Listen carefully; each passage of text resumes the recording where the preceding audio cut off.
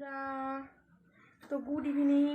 আর এখন বেজেছে ঘড়িতে রাত্রির 8টা। তো 8টা থেকে আমি আজকের ব্লগটা স্টার্ট করছি। তো 8টা থেকে স্টার্ট করছি এখন, কারণ গরমের সময় তো বুঝতেই পারছো, মানে সারা দুপুর শুধু শুয়েই আছি, কাজ কাজ কিছুই নেই, একদমই কাজ নেই। কারণ টিভিতে বারবার ধরে অ্যানাউন্স করে দিচ্ছে যে গরমে যেন ঘর থেকে বেরোনো না হয় বেশি, একদম বাচ্চাদের প্রোটেকশানে রাখার জন্য, তারপরে ঘন ঘন জল খাওয়ানোর জন্য, আরও সব নানান রকম বলেই দিচ্ছে। তো সেইগুলোকে যথারীতি পালন করতে হচ্ছে। আর এপাশে রান্নাবান্নাও খুব একদম সিম্পল করে খাচ্ছি, কোনো কিছু মশলাপাতি দিয়ে রান্না করে খাচ্ছি না। তবুও সকালের দিকে একটুখানিটা মশলাপাতি রান্না হয়ে গিয়েছে, মানে যাচ্ছে, কারণ মেয়েকে টিফিন করে দিতে হয়। তো সেই জন্য অনেক কিছু ওকেই তোড়জোড় করে একটু মশলাপাতি দিয়ে মোটামুটি একটা তরকারি বলো, একটু রুটি বলো, সবজি বলো, এসব, কারণ ও মিষ্টি জিনিস তো পছন্দ করে না। সেই জন্য তরকারিটার ওপরে আমাকে একটু জোর দিতে হয়। সাদামাটা তরকারি করলে তো সেই তরকারি 2-3 ঘন্টা 4 ঘন্টা পরে খায়, সেটা ভালো লাগে না খেতে। তো সেই জন্য ওর তরকারিতে একটুখানিটা মশলাপাতি আমাকে অ্যাড করতেই হয়, সেটাও হলে খুব সামান্য, লঙ্কা টঙ্কা খুব একটা দিই না। আর আমরা এমনি প্লেন খাচ্ছি, শুধু টক ডাল হচ্ছে, আলু সেদ্ধ হচ্ছে, ডিম সেদ্ধ হচ্ছে, এই যা, আর অন্য কিছু না। ঘরে কোনো রকমে ঘরে ঢুকে চুপচাপ শুয়ে পড়েছি, মা মেয়ে দুজনে মিলে। তারপরে সন্ধ্যে থেকে উঠে তারপরে ঘরের সমস্ত যা কিছু কাজটা সেগুলো কমপ্লিট করতে হচ্ছে। তারপরে বিকালের দিকে একবার বাচ্চাকে স্নানও করাতে হচ্ছে, আমার ছোটো মেয়েকে স্নানও করাচ্ছি, কারণ টিভিতে বলে দিচ্ছে বারবার ধরে, মানে বাচ্চাদের দুবার স্নান করানোর জন্য, ওদের শরীরটা ঠান্ডা করানোর জন্য এগুলো বলে দিচ্ছে। তো এগুলো ভীষণভাবে ফলো করতে হচ্ছে, ঠিক আছে। তাই 8টা থেকে ব্লগটা স্টার্ট করছি। আর এখন দেখো, এই যে এখানে কাঁচা জামা কাপড়গুলো এগুলো আছে না, এগুলো সব সকালবেলার কাঁচা।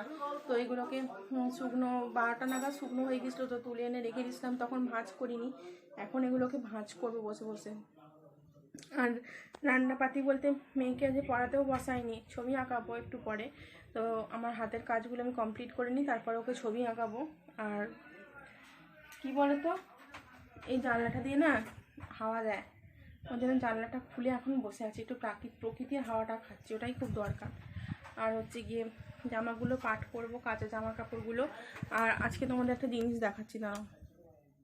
তো এই দেখো, কালকে ওর বাবা আসার সময় রাত্রিবেলা আমার ঠাকুর সমস্ত নিয়ে চলে এসেছিলো।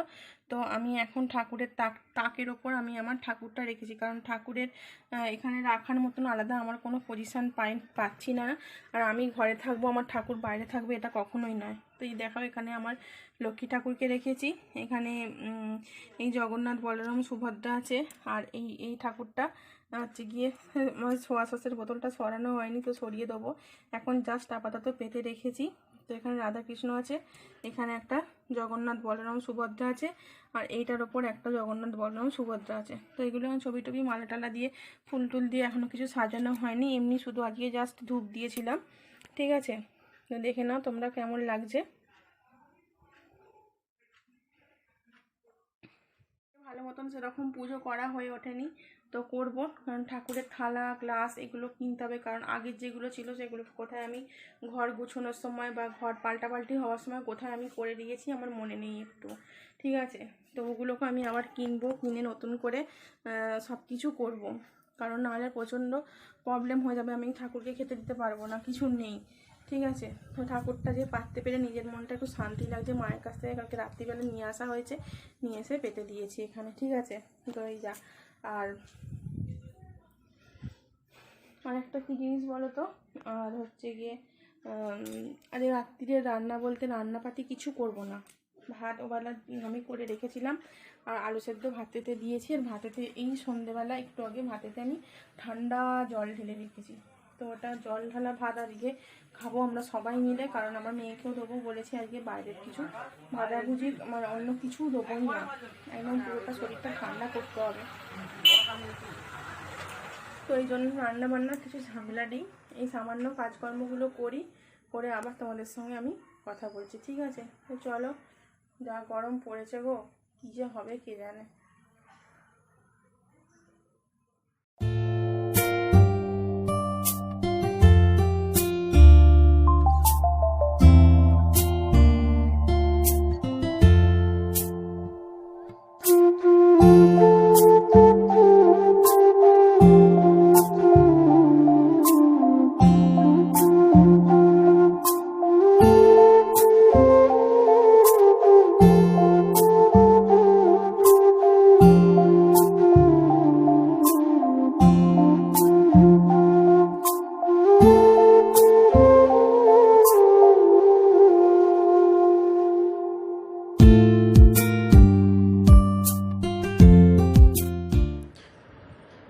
দেখো জামা কাপড় সমস্ত আমার গোছগাছ কমপ্লিট হয়ে গেছে।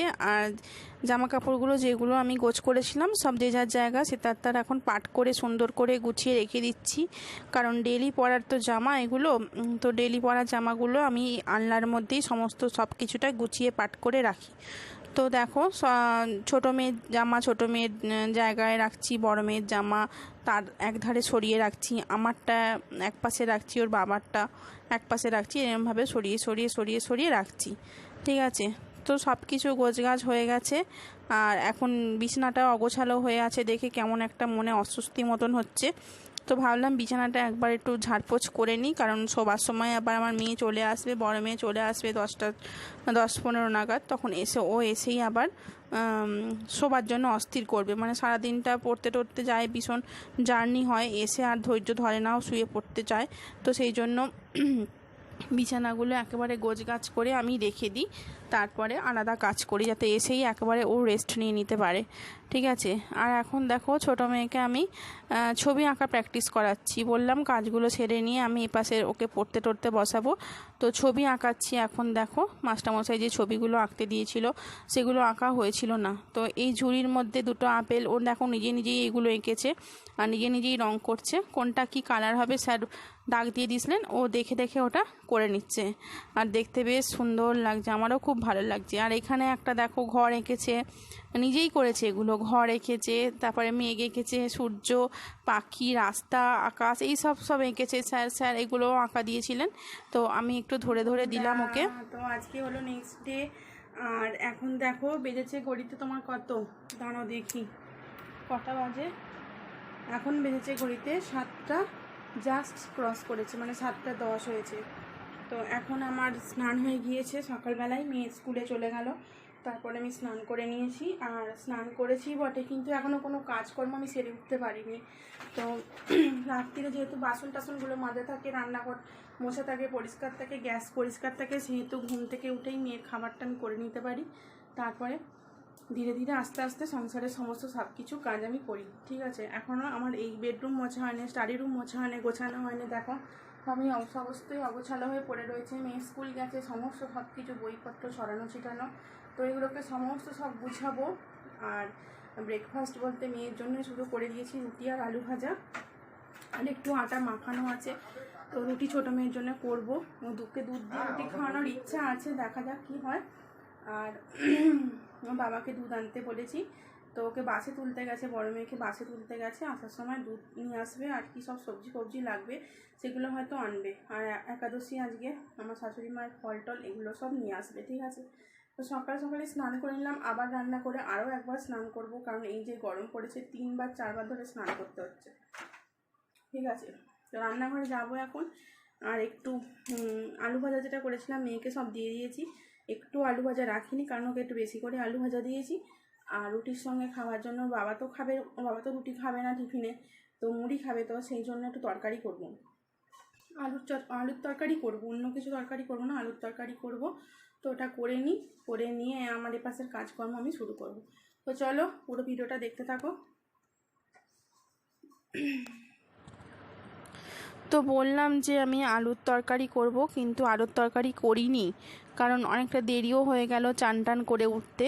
তো সেই জন্য ভাবলাম তাহলে 2-3টে আলু একেবারে ভাজা করে নিই, কারণ আমার বড়টা কিছুটা একটু দেবো ওকে, ও টিফিন করে নেবে, মুড়ি দিয়ে খেয়ে নেবে, আর একটু কিছু থাকবে, আমরা ছোটো মেয়ে দুধ দিয়ে রুটি খাবে, আর একটু আলু ভাজা থাকলে আমি রুটিটা দিয়ে আলু ভাজাটা খেতে পারবো। তো সেই জন্য আর তরকারি করলাম না। দেখো আলু, পেঁয়াজ, কাঁচা লঙ্কা সব একেবারে কেটে নুন হলুদ মাখিয়ে আর কড়ার মধ্যে তুলে দিয়েছি, আর ভেজেও নিয়েছি। আর বড় মেয়েকে যখন আলু ভাজা করে দিয়েছি ওর মধ্যে পেঁয়াজ বা কাঁচা লঙ্কা কিছুই দিইনি, আর আমাদের একটু পেঁয়াজ একটু কাঁচা লঙ্কা দিয়েছি, নাহলে একটু ভালো লাগে না আমার, আবার একটু আলু ভাজার সঙ্গে একটু পেঁয়াজ হলে তবু না রুটির সঙ্গে খেতে একটু ভালো লাগে। তো দেখো আলুটা ভাজা করে নিচ্ছি। আর আলু ভাজাটা এখানে আমার কমপ্লিট হয়ে গেছে। আর এখানে আমি দেখো 4টের মতন লেচি বেশি রয়ে গেছিলো, তো দুটো করে আমি রুটিটা আজকে করে নিচ্ছি। মেয়ের 1.5টা দেবো, আর আমার বাদ বাকি 2.5টা থাকবে, তো এটা দিয়ে আমাদের টিফিন হয়ে যাবে। তো মেয়েকে দুধের সঙ্গে রুটি দিয়ে দেবো আর আমি আলু ভাজা দিয়ে খেয়ে নেবো। তো রুটিগুলো আজকে আমার মনের মতন হলো না, কারণ অনেকক্ষণ পরে খাবে বলে মেয়েটা, ওই জন্য রুটিটা আমি একটু গরম জলে মাখিয়েছিলাম, কিন্তু রুটিটা আমার কেন ফুললো না আমি বুঝতে পারছি না। কিন্তু খেতে নরম হয়েছিল, যথেষ্টই নরম হয়েছিল, কিন্তু আমার রুটিটা খুব একটা ভালো মতন ফোলেনি। 3টে রুটি একদমই ফোলেনি। কেন আজকে ফুললো না বুঝতেই পারলাম না। তো সেহেতু দেখো রুটিগুলো সেঁকে সেঁকে নিচ্ছি এখানে মোটামুটি কোনো রকমে। এই তবু প্রথমেরটা অল্প একটুখানিটা ফুলেছিল, কিন্তু দুটো আর তারপরের দুটো কিন্তু খুব একটা ভালো ফোলেনি। ঠিক আছে, তো রুটি আমার এখানে সেঁকা কমপ্লিট হয়ে গেলে একেবারে দুধটাও গরম করতে বসিয়ে দেবো। আর মেয়ে ওদিকে উঠে কিন্তু ব্রাশ টাশ সবই করে নিয়েছে, রেডি হয়ে বসে আছে। আমি খাওয়াবো, খাইয়ে দাইয়ে তারপরে ওকে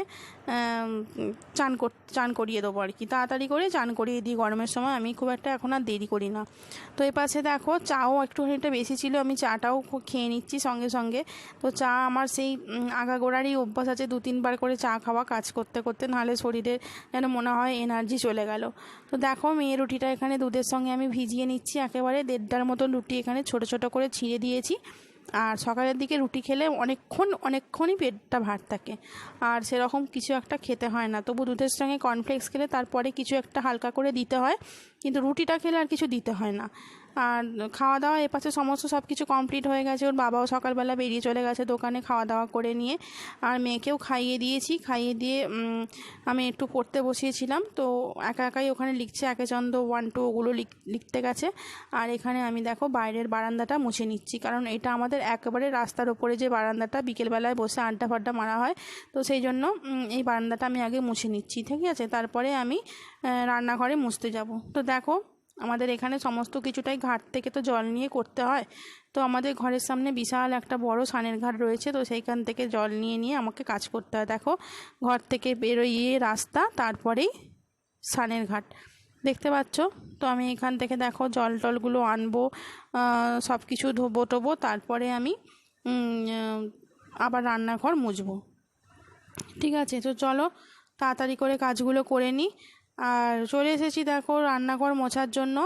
আর এখানে অনেকগুলো বাসন জলখাবারের বেরিয়ে গেছে, কিছু সবজির খোলা টোলা রয়েছে, দুধের প্যাকেট রয়েছে, তো সেগুলো আলাদা চিকচিকির মাধ্যমে আমি নিয়ে নিচ্ছি, কারণ ওগুলো বাইরে আলাদা ফেলে দিতে হবে।